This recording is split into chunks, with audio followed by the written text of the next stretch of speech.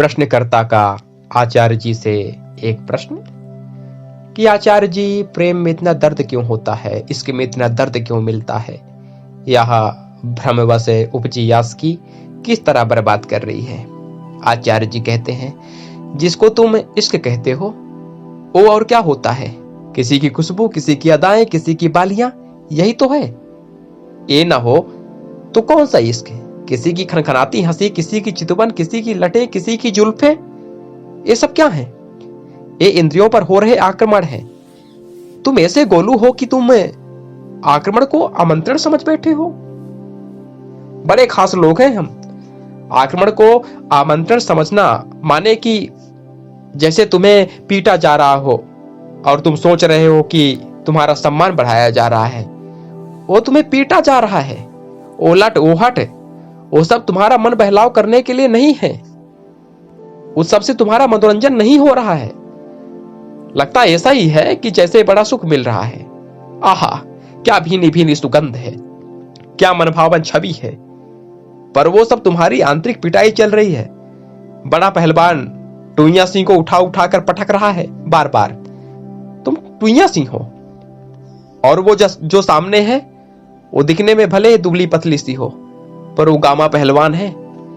ये सूक्ष्म बात है, जरा समझना। तुम समझते हो कि तुम बड़ी पहलवानी करते हो, जिम जाते हो, तुमने डोले बना लिए हैं। ये कुछ नहीं है, ये ऊपर ऊपर से हैं तुम्हारे डोले। अंदर से तुम टुइया लाल हो। जरा सा तुम पर रूप यौवन छवि का धक्का लगता है, तुम गिर पड़ते हो। ये मजबूती की निशानी है या कमजोरी की? तो कमजोर को टुइया नहीं बोलूं तो क्या बोलूं? आंखें चार हुई नहीं कि तुम बेजार हुए, एकदम हिल गए। और सामान्यतः अगर कोई आदमी पिटता है उसमें इतनी अक्ल तो होती ही है कि वो जान जाता है कि उसकी पिटाई हो रही है। इन मामलों में तो जब तुम्हारी पिटाई होती है तो तुम्हें लगता है कि तुम्हारी बड़ी खातिरदारी हो रही है, वो पिटाई ही रही होती है। लेकिन ये बात कुछ सालों, कुछ हफ्तों, कुछ महीनों बाद जाहिर होती है। फिर पिटी हुई शक्ल लेकर हम इधर उधर घूमते हैं। कोई कहता है आत्महत्या करनी है, कोई कहता है जिंदगी खराब हो गई, कोई कहता है जिसने मुझे धोखा दिया मुझे उसकी हत्या करनी है। ऊपर ऊपर जो दिखाई पड़ता है उसके पीछे क्या चल रहा है, ये समझने की ताकत पैदा करो। कौन किस पर हावी है, ये सिर्फ इस बात से नहीं पता चल सकता कि किसकी रस्सी किसके हाथ में है या कौन किस पर चढ़ा हुआ है।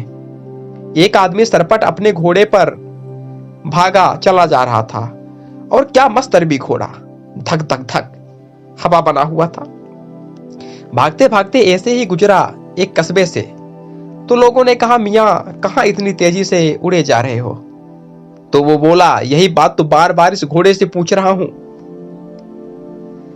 तुम चढ़े हुए किसी पर तो ये मत समझ लेना कि तुम मालिक हो। चढ़ तो तुम जाते हो, उसके बाद क्या होता है ये वो तय करता है कि जिस पर तुम चढ़ गए हो। चढ़े तो मियां अपनी मर्जी से ही होंगे।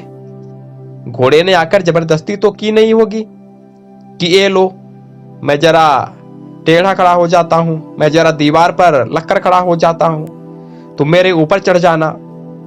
मियां बड़े सूरमा बनकर चढ़े होंगे। आज चढ़ ही गया मैं घोड़े पर या घोड़ी पर। भारत में तो घोड़ी का ज्यादा रिवाज है। उसके बाद घोड़ी ने जो हवा से बातें की हैं, देखने वालों को लग रहा है कि मियां बड़े घुड़सवार हैं। अंदर बात मियां ही जानते हैं कि कौन किस पर सवार है और कौन किस पर भारी है।